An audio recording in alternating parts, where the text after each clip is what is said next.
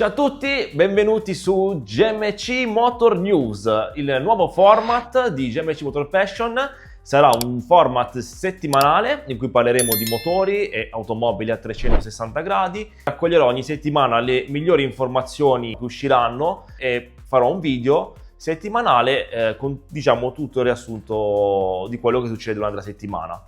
Quindi ragazzi, spero vi piaccia. Sarà ovviamente un format in cui tutte le notizie verranno raccontate in modo dettagliato e ci sarà soprattutto una mia considerazione personale e ovviamente aspetto anche i vostri commenti. Quindi ragazzi, se amate i motori e volete essere aggiornati ogni settimana su quello che succede nel mondo automobilistico, iscrivetevi semplicemente.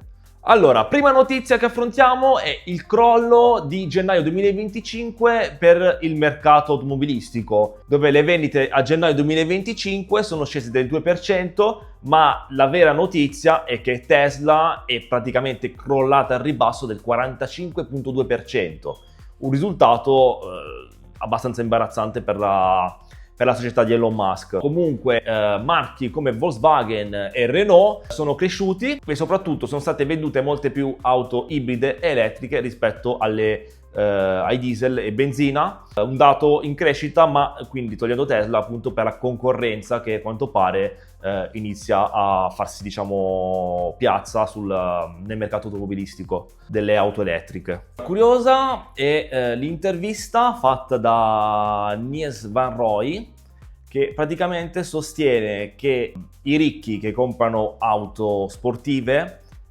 ovviamente questa cosa qui penso fosse abbastanza scontata, non sono attratti dalle auto elettriche, ovvero facciamo l'esempio della Rimac Nevera, un'auto super prestazionale, potentissima, velocissima, che purtroppo non ha venduto. Perché? Perché, spiega lui, le persone giustamente vogliono sentire il suono di un V8, di un V10 o di un V12. Quindi quello che cercano le persone è il sound, quindi l'emozione pura che dà un sound.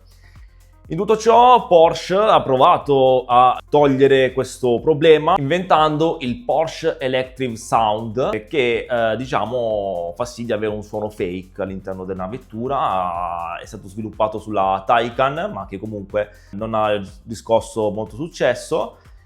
Motivo ovviamente quello che ha detto anche Van Roy, quello che cercano soprattutto i clienti Porsche, che generalmente sono anziani, comunque uomini che hanno sempre guidato automobili prestazionali, che hanno avuto una meccanica importante, cercano semplicemente un sound, la meccanica da sentire, e non sono pronti a imparare qualcosa di nuovo, quindi avere una nuova ideologia di guida. Quindi adesso vedremo prossimamente come si muoverà Porsche, anche se qualcosa già si è capito, in quanto qualche dichiarazione ha detto che avrebbe continuato a sviluppare motori termici e da quello che ci pare di capire questo sia comunque un piccolo dietrofront dei confronti dell'elettrico. Nel frattempo però qualcuno che fa qualcosa di buono con i motori elettrici, se così possiamo dire, è Lamborghini, che a Riyadh ha presentato la Lamborghini Temerario, un'auto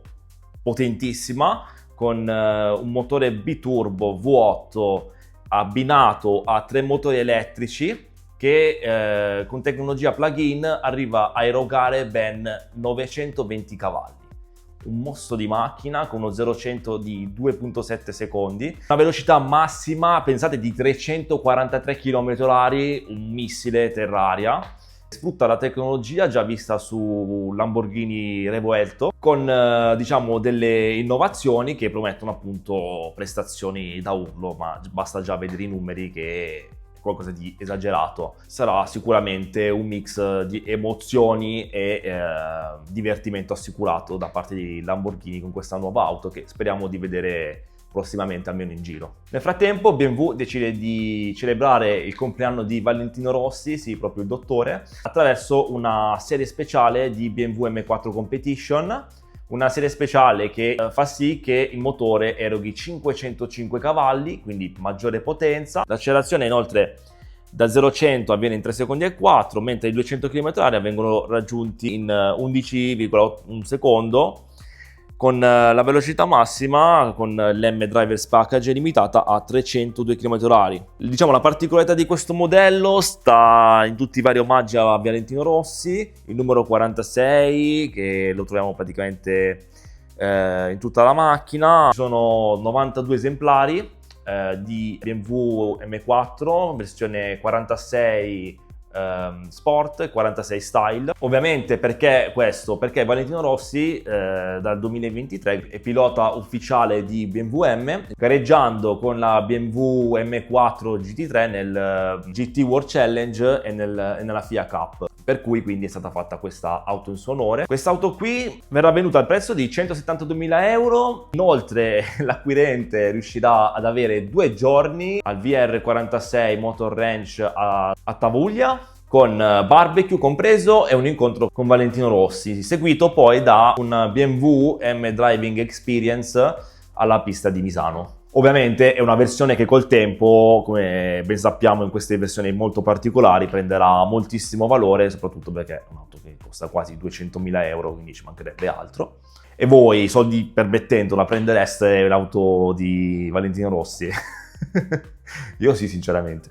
Arrivano nuove indiscrezioni per quanto riguarda Toyota, che secondo alcuni probabilmente al Tokyo Motor Show presenterà la Toyota Celica e la MR2, che dovrebbero avere una motorizzazione intorno ai 400 cavalli. E sicuramente Toyota fa battere il cuore a noi appassionati attraverso queste indiscrezioni. Sembrano comunque abbastanza veritiere e fondate, quindi aspettiamo solo di capire effettivamente quando ci sarà l'annuncio. Ovviamente noi tutti appassionati non facciamo altro che aspettare tutto ciò, anche se comunque l'uscita di queste auto dovrebbe arrivare intorno tra il 2027 e il 2028, però comunque noi siamo qui per scoprire nuove informazioni in merito. Una notizia curiosa è praticamente uno youtuber che si chiama Supercar Ron, porta praticamente la sua Ferrari F40 in versione LM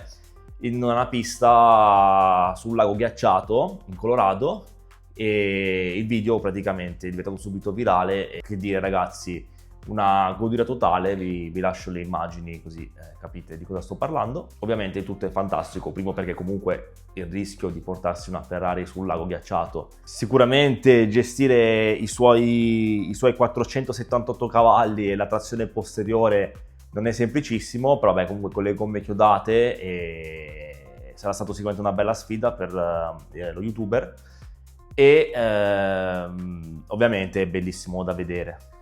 Nel frattempo, altri problemi in vista per Stellantis, che dopo lo scandalo della cinghia a bagno d'olio, che aveva problemi nel motore 1200 PureTech, in questo caso, sempre con lo stesso motore, sono stati richiamati 68.000 veicoli per un problema di ugelli di raffreddamento del getto d'olio, che possono causare perdita di potenza e persino incendi dell'auto. I modelli coinvolti sono Citroën C3, Peugeot 208 e Opel Corsa.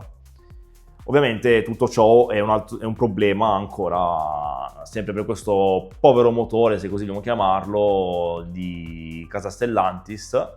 Ovviamente che dire, vi chiameranno nel caso in cui la vostra auto sia tra queste, o comunque date un'occhiata che non si sa mai. E niente ragazzi, questo era il primo episodio di GMC Motor News, nuovo format che ripeto uscirà settimanalmente, in cui vi porterò diciamo le notizie più importanti della settimana, o comunque quelle di maggior rilievo che trovo interessanti da portare sul canale. Comunque spero che vi sia piaciuto, fatemi sapere nei commenti se vi piace questo format, se avete qualche consiglio da darmi magari su qualcosa che secondo voi dovrei affrontare in modo più dettagliato.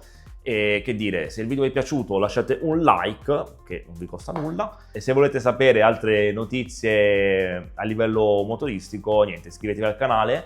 Io vi saluto come sempre, noi ci vediamo prossimamente su GMC Motor Passion. Ciao!